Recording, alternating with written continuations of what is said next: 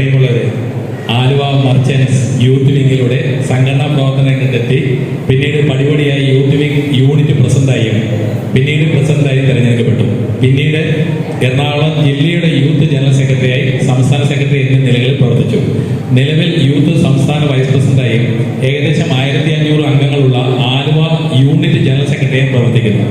എറണാകുളം ജില്ലാ ജനറൽ സെക്രട്ടറിയെ 2019 മുതൽ പ്രവർത്തിക്കുന്നു.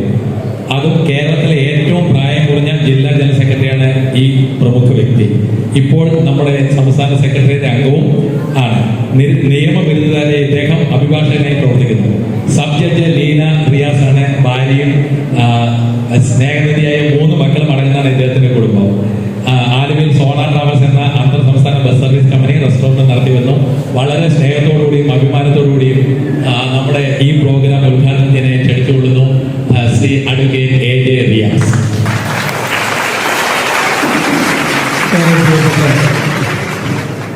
ജില്ലാ കമ്മിറ്റി അംഗവും യൂണിറ്റിൻ്റെ പ്രിയങ്കരനായ പ്രസിഡന്റും അതിലുപരി ഏകോപന സമിതിയുടെ ജില്ലാ കമ്മിറ്റിക്ക് സ്വന്തമായുള്ള ഒരു ട്രെയിനർ എന്ന അഭിമാനത്തോടുകൂടി നമ്മൾ കാണുന്ന ഏറ്റവും പ്രിയപ്പെട്ട ശ്രീ സുധീർ മേനോൻ, ഈ വേദിയിലുള്ള ജില്ലയുടെ ഉപാധ്യക്ഷനും തൃക്കാക്കര നിയോജകമണ്ഡലത്തിൻ്റെ പ്രസിഡന്റുമായ പ്രിയപ്പെട്ട സീസ്ക, ജില്ലാ സെക്രട്ടറിയും മണ്ഡലം ജനറൽ സെക്രട്ടറിയുമായ ജോയിച്ചേട്ടൻ, ഏറെ പ്രിയപ്പെട്ട വനിതാ വിങ്ങിൻ്റെ പ്രസിഡന്റ് ശ്രീമതി ജയ പീറ്റർ, ഈ യൂണിറ്റിൻ്റെ അതുപോലെ തന്നെ മണ്ഡലത്തിൻ്റെ ട്രഷറർ സന്തോഷേട്ടൻ, യൂണിറ്റിൻ്റെ പ്രിയങ്കരനായ general secretary Shri Arun, unit treasurer ജോയിച്ചേട്ടനടക്കം പ്രിയപ്പെട്ട ഷാജിച്ചേട്ടനടക്കം വേദിയിലെയും സദസ്സിലെയും ബഹുമാന്യരെ കുടുംബാംഗങ്ങളെ, ഏതൊരു യോഗത്തിലും അധ്യക്ഷ പ്രസംഗം കഴിഞ്ഞിട്ടാണ് സാധാരണ ആരും സംസാരിക്കാറുള്ളൂ. വളരെ അത്യാവശ്യമായ മറ്റൊരു യോഗത്തിൽ തൃശ്ശൂർ പോകേണ്ടത് കൊണ്ടാണ് ആ ഓർഡറൊക്കെ തെറ്റിച്ച് സുധീർ സാർ നമുക്ക് ഈ അവസരം തന്നത്. കാരണം അത്രയും നിർണായകമായ ഒരു സംസ്ഥാന സെക്രട്ടേറിയറ്റ് യോഗം നടക്കുമ്പോൾ അതിൽ പങ്കെടുക്കേണ്ടത് കൊണ്ടാണ് എന്നുകൂടി അദ്ദേഹത്തോട് പ്രത്യേകം പറയാൻ. കാരണം ആദ്യം സാധാരണഗതിയിൽ പ്രസംഗം പഠിപ്പിക്കുന്ന ആളല്ലോ മൂപ്പരുടെ അടുത്ത് തന്നെ നമ്മൾ ഇങ്ങനെ തെറ്റിച്ച് ചെയ്യേണ്ടി വന്നതിൽ വിഷമമുണ്ട്. എന്താണെങ്കിലും ഒത്തിരി സന്തോഷം. ഞാൻ പ്രതീക്ഷിച്ചതിലൊക്കെ വലിയ ഈ ഉച്ചയ്ക്ക് 2 മണി സമയത്ത് തന്നെ ഈ ഹോള് നിറച്ച ആള് എന്ന് പറഞ്ഞാൽ ഇവിടുത്തെ സംഘടന നന്നായി ആളുകളോട് ഇടപെടുന്നു എന്നായിട്ട് അല്ലേ? ഒത്തിരി സന്തോഷത്തോടുകൂടി അതിലേറെ അഭിമാനത്തോടു കൂടി കാണുകയാണ്. ഓരോ വേദിയിലും വ്യാപാരി വ്യവസായി ഏകോപന സമിതിയെ സംബന്ധിച്ച് അതിൻ്റെ വ്യത്യസ്തങ്ങളായ യൂണിറ്റുകൾ വ്യത്യസ്ത പരിപാടികൾ നടത്തിക്കൊണ്ട് മുന്നോട്ട് പോവുകയാണ്. ഏറെ പ്രിയപ്പെട്ട ശ്രീ സുധീർ മേനോന്റെ നേതൃത്വത്തിലേക്ക് ഷാജിച്ചേട്ടനോട് അന്ന് ശരിക്കും ഞാൻ ഷാജിച്ചേട്ടനോട് ചോദിച്ചു, എന്തിനാ ഷാജിച്ചേട്ടൻ ഇപ്പൊ മാറണോ, ഒരു തവണ കൂടെ നിന്നൂടെ എന്ന് ചോദിച്ചപ്പോൾ ഷാജിച്ചേട്ടൻ പറഞ്ഞൊരു വാക്കുണ്ട്, ഞാൻ ഇവരുടെ കൂടെ ഉണ്ട്, പക്ഷേ എനിക്ക് വലിയ പ്രതീക്ഷയുള്ളൊരു ടീമിനെയാണ് ഞാൻ ഏൽപ്പിക്കുന്നത്, നിങ്ങൾ ഒന്നുകൊണ്ട് പേടിക്കേണ്ടത് അതിനേക്കാളും ഭംഗിയാകുമെന്ന വാക്ക് അനുവദിച്ചാണ്. അപ്പൊ അതുകൊണ്ട് തന്നെ ഒരു പക്ഷെ ഏറ്റവും ചെറിയ യൂണിറ്റുകളിൽ ഒന്നായി കണക്കാക്കാവുന്ന യൂണിറ്റ് ഇത്രയും മനോഹരമായ ഒരു പരിപാടിയിലേക്ക് സംഘടിപ്പിക്കുമ്പോൾ മറ്റ് വലിയ സംഘടനാ വിഷയങ്ങളൊന്നും സൂചിപ്പിക്കാനില്ല. ഏറ്റവും കുടുംബാംഗങ്ങൾ നിറഞ്ഞ ഒരു സദസ്സിലായിരിക്കുന്നു. ആ സദസ്സിനോട് സൂചിപ്പിക്കാനുള്ളത്, വ്യാപാരി വ്യവസായി ഏകോപന സമിതി എന്ന സംഘടന കേരളത്തിലെ ചെറുതും വലുതുമായ സ്വയം സംരംഭകർക്ക് അവരുടെ ജീവിതോപാധി നിലനിർത്തുന്നതിന് ആവശ്യമായ ഇടപെടലുകൾ നടത്തുന്ന ഒരു സംഘടനയാണ്. ഒരു പക്ഷേ ഇവിടുത്തെ ഇന്ന് എന്തെങ്കിലും കലാപരിപാടികളോ അല്ലെങ്കിൽ ഒരു ഗിഫ്റ്റോ അതല്ലെങ്കിൽ ഈ കൂടിച്ചേരലോ അല്ല. അത് മാത്രമല്ല ഈ സംഘടനയുടെ ലക്ഷ്യം, ആ ലക്ഷ്യത്തിലേക്കുള്ള നിങ്ങളെ കൂട്ടിച്ചേർക്കലാണ് ശരിക്കും യഥാർത്ഥത്തിൽ ഇത്തരം പരിപാടികളിലെല്ലാം. എന്താ അതിന്റെ പ്രയോജനം എന്ന് മാത്രം പറഞ്ഞ് ഞാൻ അവസാനിപ്പിക്കുന്നു. വാടക കെട്ടിടത്തിൽ നിന്ന് കച്ചവടം ചെയ്യുന്നവർ ഇവിടെ കൂടുതലുണ്ട്. കച്ചവടം എല്ലാവരും മലയാളികളാണ്. ഉണ്ടോ? വാടക കെട്ടിടത്തിലുള്ളവരുണ്ടോ? പണ്ടാരോ പറഞ്ഞാല് പ്രസംഗിക്കാൻ വന്നോ പ്രസംഗിച്ചിട്ട് പോയാൽ ഈ ചോദ്യം ഒന്നും ചോദിക്കേണ്ടെന്നുള്ള അവസ്ഥയാണ് അല്ലേ? ഞാൻ ഇങ്ങനെ ഇടയ്ക്ക് 1-2 ഇങ്ങനെ ചോദിച്ചു വന്നപ്പോ വൈപ്പിൽ ചെന്നപ്പോ ഒരു വല്യപ്പം പറഞ്ഞത്, ചില മെനകെട്ട സാറന്മാരുടെ ചോദ്യം ചോദിക്കല് കാരണമാണ് സ്കൂളിലും കോളേജിലേക്ക് പോക്ക് തന്നെ നിർത്തിയത്. ഇനി ഇവനെ പിടിച്ചോണ്ട് വന്ന വ്യാപാരി പരിപാടിക്കും വരില്ല എന്ന് പറഞ്ഞ ആളുണ്ട്. അങ്ങനെയൊന്നും വിചാരിക്കേണ്ടട്ടോ. ഞാനും ചുമ്മാ ഒരാൾ വന്നിങ്ങനെ സംസാരിച്ചു പോണേൽ കാര്യമില്ല എന്ന് ചോദിച്ചതാണ്. ഞാൻ പറഞ്ഞത് 53ാമത്തെ GST കൗൺസിൽ എടുത്തൊരു തീരുമാനമുണ്ട്. ചെറുതും വലുതുമായ GST രജിസ്ട്രേഷൻ ഉണ്ടെങ്കിലും ഇല്ലെങ്കിലും കോമ്പൗണ്ടിങ് ആണെങ്കിലും അല്ലെങ്കിലും കെട്ടിട ഉടമയ്ക്ക് 20 ലക്ഷം രൂപയിൽ കൂടുതൽ വാടക ഉണ്ടെങ്കിലും ഇല്ലെങ്കിലും, വ്യാപാരിക്ക് ഇൻപുട്ട് എടുക്കാമെങ്കിലും ഇല്ലെങ്കിലും നിങ്ങൾ വാടകയ്ക്ക് GST 18% കൊടുക്കണം എന്നൊരു നിയമം പത്രത്തിലൂടെ നിങ്ങൾ വായിച്ചോ ഇല്ലേ? പത്രം വായിച്ചോ എന്ന് ചോദിച്ചാൽ 20 വയസ്സിൽ താഴെയുള്ളവരോട് ചോദിച്ചാൽ നമ്മുടെ ഏറ്റവും വലിയ ശത്രുവായിരിക്കും. പിന്നെ അവര് പത്രം വായിക്കണത് ആരാന്ന് ചോദിച്ചാൽ 60 വയസ്സ് കഴിഞ്ഞവും പത്രം വായിച്ചാൽ അതിന്റെ എല്ലാ പേജും വായിക്കും, എല്ലാ വാർത്തയും വായിക്കും. ഒരു 50 വരെ, ഒരു 35-നും 50-നും ഇടയ്ക്കുള്ള ഒരാൾ പത്രം വായിച്ചാൽ ഒരു 4 പേജും 6 വാർത്തയെ കൂടുതൽ വായിക്കില്ല. 18 വയസ്സുള്ള മക്കളോടെങ്ങാനും പത്രം വായിച്ചോ എന്ന് ചോദിച്ചാൽ എൻ്റെ വീട്ടിലടക്കം അവർ ചോദിക്കണ ചോദ്യമുണ്ട്, വാപ്പ ഈ ജനറേഷനിലൊന്നും അല്ലേ എന്നുള്ളതാണ്. അല്ലേ? ലോകത്ത് എനിക്കോണ് ഏറ്റവും കൂടുതൽ ആളുകളുടെ വീട്ടിൽ വരുന്നതും ഒരു മാറ്റമില്ലാത്തൊരു സാധനമാണ് പത്രം. നിവർത്തിയാൽ ഒരിക്കലും അത് അതുപോലെ മടക്കാൻ പറ്റുമോ? പത്രം കൊണ്ടുവന്ന എൻ്റെ വീട്ടിലും അങ്ങനെ എന്റെ സുധീരണ്ട, നമ്മൾ 2 പത്രം വാങ്ങിച്ചു. എന്തിനാ? പിള്ളേരുടെ ലാംഗ്വേജ് എന്താവാൻ 2 ഇംഗ്ലീഷ് പത്രം അഡീഷണൽ.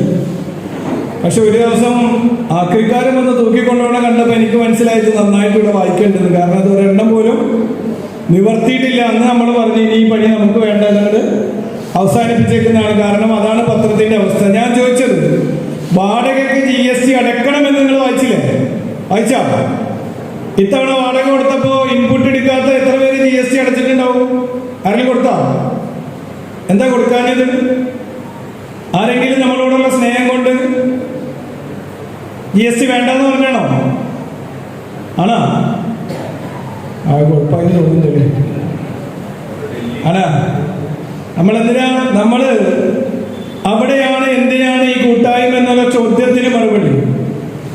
ഒരു പക്ഷേ എന്തിനോടും ഏതിനോടും പ്രതികരിക്കുന്ന ജനപ്രതിനിധികളും സാംസ്കാരിക നായകന്മാരും രാഷ്ട്രീയ പ്രസ്ഥാനങ്ങളും അതുപോലുള്ള സംഘടനകൾ, മത സാമുദായിക സംഘടനകളൊക്കെ ഉണ്ട്.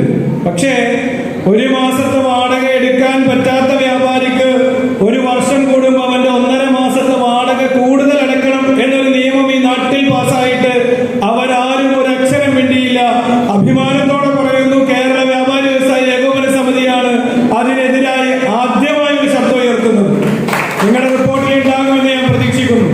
നവംബർ മാസം 7-ാം തീയതി തിരുവനന്തപുരത്തെ രാജ്ഭവനിലേക്ക് ഇന്ന് നിങ്ങൾ ഇങ്ങോട്ട് കടന്നു വന്നപ്പോൾ ഈ വഴിയിലെല്ലാം കെട്ടിയിട്ടുള്ള ഏകോപന സമിതിയുടെ കൊടി പിടിച്ചുകൊണ്ട് 10,000-കണക്കിന് വരുന്ന വ്യാപാരികൾ നടത്തിയ ഉജ്ജ്വലമായ ഒരു പ്രക്ഷോഭമുണ്ട്. അതിനുശേഷം തമിഴ്നാട്ടിലും കർണാടകയിലും പോണ്ടിച്ചേരിയിലെയും എല്ലാം അതത് വ്യാപാര സംഘടനകൾ നടത്തിയ സമരങ്ങളുണ്ട്.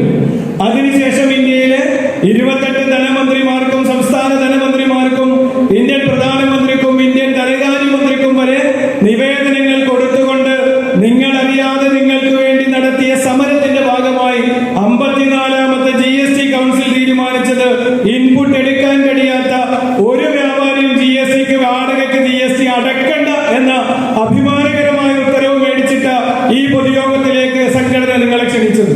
അതാ സംഘടനയുടെ പ്രത്യേകത. എന്തിനാണ് സംഘടന എന്ന് ചില ആളുകളെങ്കിലും ചോദിക്കാൻ കിട്ടുന്ന മറുപടിയാണ്. ഒരു പക്ഷേ ഞാനൊക്കെ കേൾക്കുന്നത് പോലെ തന്നെ സുധീർ മേനോനും അരുൺ ചേട്ടന്റെ ഒക്കെ വീട്ടിൽ ഭാര്യമാരും ചോദിക്കുന്നുണ്ടാവും, നിങ്ങൾക്ക് വേറെ പണിയൊന്നുമില്ലേ? ഇല്ലേ? അസീസ്ഖാന്റെ വീട്ടിലും ജോയിച്ചേട്ടന്റെ വീട്ടിലും ഭാര്യമാരും ഉള്ളവർക്കൊക്കെ ചേരുന്ന ചോദ്യം ഷാച്ചേട്ടൻ എനിക്ക് തോന്നുന്നു അവസാനം അത് കേട്ടിട്ട് എനിക്ക് ഇച്ചിരി മാറാമെന്ന് വിചാരിച്ചു. എല്ലാവരും ചോദിക്കുന്ന ചോദ്യമാണ്, നിങ്ങൾക്കൊന്നും വേറെ പണിയില്ല. പക്ഷെ ആ പണി കൊണ്ടാണ് നമ്മളിങ്ങനെ പിടിച്ചു നിൽക്കുന്നതെന്ന് അറിയേണ്ടതുണ്ട്. അത് തന്നെയാണ് ഈ സംഘടനയുടെ ഏറ്റവും വലിയ പ്രത്യേകത. അല്ലേ? കുടുംബ സദസ്സിലാണ് ഇരിക്കുന്നത്. കുടുംബ വേദികൾക്ക് ഒരുപാട് മാറ്റങ്ങൾ വന്നൊരു കാലഘട്ടത്തിലാണ്. അല്ലേ? ചോദ്യം ചോദിക്കണത് പോലെ അങ്ങനെയല്ലപ്പാ. പണ്ട് ഒരു മകൾ ഒരു അച്ഛനോടൊരു കാര്യം ചോദിക്കണമെങ്കിൽ ആദ്യം ആരോടെ പറയാ? അമ്മയടുത്ത് പറഞ്ഞ് അമ്മ അച്ഛനടുത്ത് നല്ല സമയം നോക്കി അവതരിപ്പിക്കണം. ഇന്ന് ഇവിടെ ഇരിക്കുന്ന പെൺമക്കൾ, എന്റെ പെൺകുട്ടികളടക്കം ആരോടാ ആദ്യം പറയാ? അച്ഛനോടോ അമ്മയോടോ? അച്ഛനോടല്ലേ പറയാ? ആ കൂട്ടത്തിൽ നമ്മളപ്പോ തിരിച്ചു പറയും, നീ ഒരു കാര്യം ചെയ്യും ഉമ്മാടത്തൊന്ന് പറഞ്ഞേക്കെന്ന് പറയുമ്പോ പറയണ ഒരു വാക്കും കൂടി ഉണ്ട്, അത് നിങ്ങൾ പറഞ്ഞാൽ മതി, ഞാൻ പറഞ്ഞ സെറ്റ് ആവില്ലെന്നാണ്. ഇങ്ങനെ നിങ്ങൾ പറഞ്ഞാൽ മതി, ഞാൻ പറഞ്ഞ സെറ്റ് ആവില്ലെന്നതാ. അതാ മാറ്റം. അല്ലേ? എല്ലാത്തിലും മാറി. നമ്മൾ ആളുകളെല്ലാവരും പറയാറുണ്ട്, മാറ്റമില്ലാതെ തുടരുന്നതൊന്ന് മാറ്റം മാത്രമാണെന്ന് പറഞ്ഞതുപോലെ എല്ലാത്തിലും മാറ്റമാണ്. അപ്പൊ നമ്മുടെ ആളുകളും പറയും, പണ്ടൊക്കെ നല്ല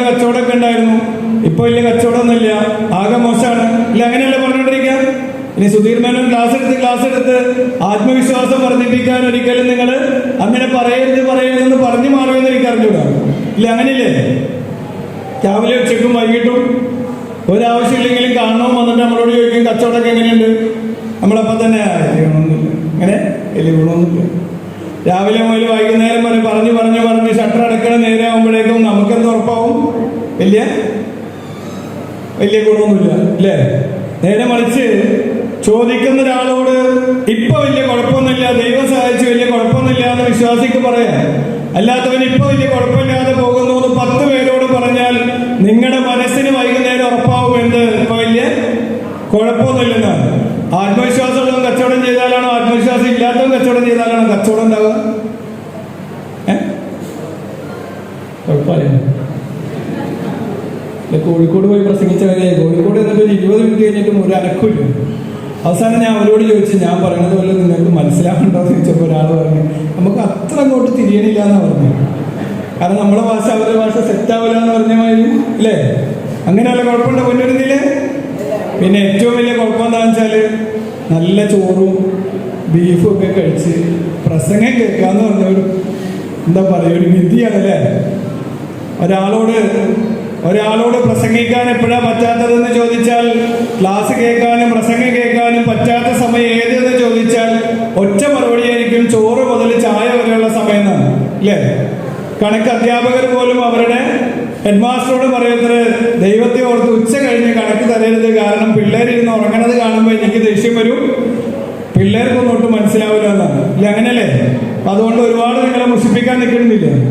ഒറ്റ കാര്യം പറഞ്ഞ് അവസാനിപ്പിക്കാൻ, ഈ എന്താ പറയുക, നമ്മള് എന്തായാലും ഒരു കുടുംബത്തിന്റെ നാഥന്മാരല്ലേ വന്നേക്കുന്നവരൊക്കെ നേതാക്കന്മാരല്ലേ? ഇല്ല ചാച്ചിട്ട് എല്ലാവരും നേതാക്കന്മാരല്ലേ? നേതാവാണോ എന്ന് ചോദിച്ചപ്പോൾ പണ്ടൊരു ചേച്ചി പറഞ്ഞു നേതാവല്ല എന്ന് പറഞ്ഞു. ഞാൻ ചോദിച്ച് നിങ്ങളൊരു കുടുംബത്തിന്റെ നേതാവല്ലേ എന്ന് ചോദിച്ചു. അത് ഞാൻ പറയണതിന്റെ അപ്പുറത്തേക്കില്ല എന്ന് പറഞ്ഞു. നോക്കെ അതാണല്ലോ അല്ലേ? അപ്പൊ ഈ ഒരു കാര്യം എങ്ങനെ ഒരാളോട് ചോദിക്കണം. നിങ്ങളുടെ ഏറ്റവും വലിയ കുഴപ്പം എൻ്റെ അധ്യാപകന്റെ മുമ്പിൽ നിന്ന് ഞാൻ ക്ലാസ് എടുക്കണ പോലെ ഉണ്ട് കാരണം സുധീർ മേനോൻ സാറാണ് കേരളത്തിൽ ഇപ്പോൾ ഒരുപക്ഷെ ഏകോപന സമിതിക്ക് ജില്ലാ നേതാക്കന്മാർക്കടക്കം ക്ലാസ് എടുത്താണ്. അപ്പൊ ഞാൻ ഒരുപാട് ദീർഘിപ്പിച്ചു പോകുന്നില്ല, ഒറ്റ കാര്യം പറഞ്ഞ് അവസാനിപ്പിക്കുകയാണ്. ഈ സംഘടന എന്തിനെന്ന് ഞാൻ പറഞ്ഞു. രണ്ടാമത്തത്, ഈ സംഘടനാ പ്രസ്ഥാനത്തെ കുടുംബത്തോടൊപ്പം സ്നേഹിക്കാൻ വേണ്ടി അല്ലെങ്കിൽ കുടുംബത്തോടൊപ്പം ഒന്നിച്ചിരിക്കാൻ വേണ്ടി ഒരു അവസരം തന്നതും ഈ സംഘടനയാണ് ഇല്ലേ? പണ്ടൊരാള് നേതാവാണോ എന്ന് ചോദിച്ചപ്പോൾ നേതാവ് ആത്മവിശ്വാസം കൊടുക്കുന്ന ആളായിരിക്കും എന്ന് പറയാൻ വേണ്ടിയിട്ട് ഇടയ്ക്കിങ്ങനെ നമ്മൾ ചെറിയൊരു കഥ പറയലുണ്ട്. ഒരാൾ ഓപ്പറേഷൻ തിയേറ്ററിൽ ഇങ്ങനെ കിടക്കുകയാണ്.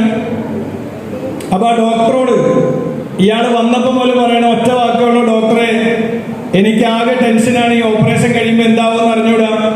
അപ്പൊ ഡോക്ടർ പറയുന്നത് 2 ദിവസം കഴിഞ്ഞാൽ നിങ്ങൾക്ക് കടയിൽ പോകാൻ കുഴപ്പമൊന്നുമില്ല എന്ന് പറയുമ്പോഴും ഇയാൾ വീണ്ടും ഡോക്ടറോട് പറഞ്ഞത്രേ ഞാൻ ആദ്യമായിട്ടാണെന്ന് പറഞ്ഞപ്പോ ആ ഡോക്ടർ പറഞ്ഞത്രേ താൻ പേടിക്കൊന്നും വേണ്ടോ, ഞാനും ആദ്യമായിട്ടാണ്. എന്തായിരിക്കും സ്ഥിതി? അവന്റെ ബാക്കി ജീവനും കൂടെ അപ്പൊ പോയിട്ടുണ്ടാവും അല്ലേ? മറിച്ച് ഡോക്ടർ എന്ത് പറയണം? കുടുംബത്തിന്റെ നേതാവ്, സംഘടനയുടെ നേതാവ് എന്ത് പറയണം? ഞാൻ ഇതുപോലത്തെ 100 കണക്കിന് ഓപ്പറേഷൻ ചെയ്തിട്ടുള്ള ഒരാളാണ് നിങ്ങൾ, അതുകൊണ്ട് നിങ്ങൾ പേടിക്കാനും നിൽക്കേണ്ട. 2 ദിവസം കഴിഞ്ഞാൽ നിങ്ങൾ ഇതിനേക്കാളും ആരോഗ്യവാനായി നിങ്ങളുടെ കടയിലേക്ക് പോകാൻ പറ്റും എന്ന് പറയുമ്പോഴാണ് ഒരാൾക്ക് ആത്മവിശ്വാസം ഉണ്ടാവുക. എന്താണെങ്കിലും പൊന്നുരുന്നി യൂണിറ്റിനെ സംബന്ധിച്ച് അങ്ങനെ പറയാൻ പറ്റിയ ഒരു നേതൃത്വമാണ് ഇവിടെ ഉള്ളത് എന്ന് വളരെ സന്തോഷത്തോടെ പറഞ്ഞു. നിങ്ങൾക്ക് ധൈര്യം പോരെ? ധൈര്യം പോരാ അല്ലേ?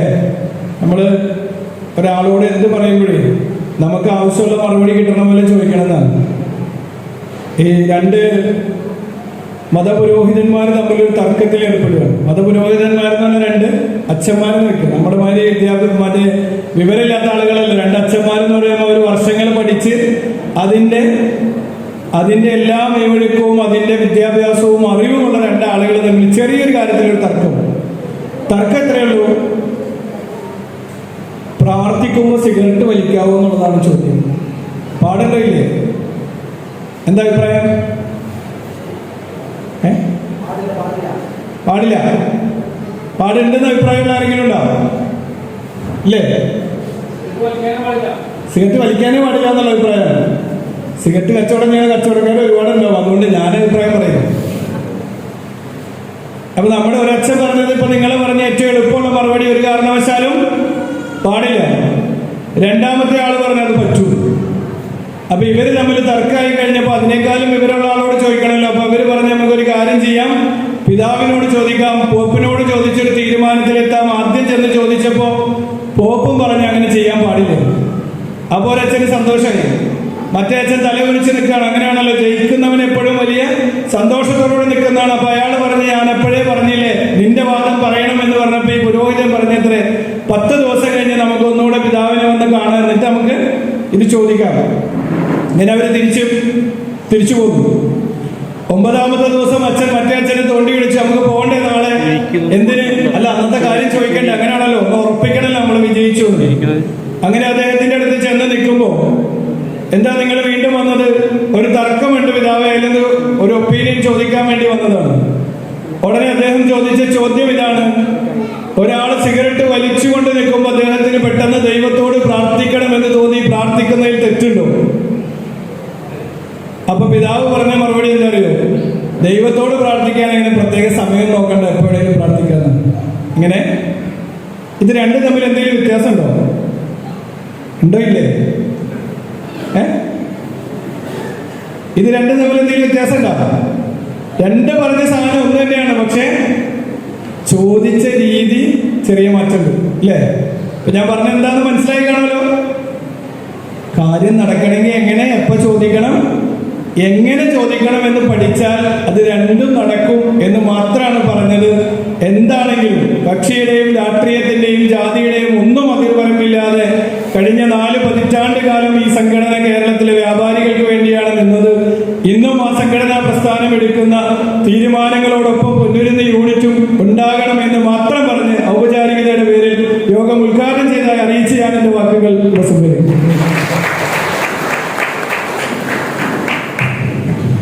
നിലവിളക്ക് കൊളുത്തി ഈ പ്രോഗ്രാം ഉദ്ഘാടനം ചെയ്യാനായി സെക്രട്ടറിയോടൊപ്പം ബാക്കിയുള്ള വിശിഷ്ട ക്ഷണിക്കുന്നു.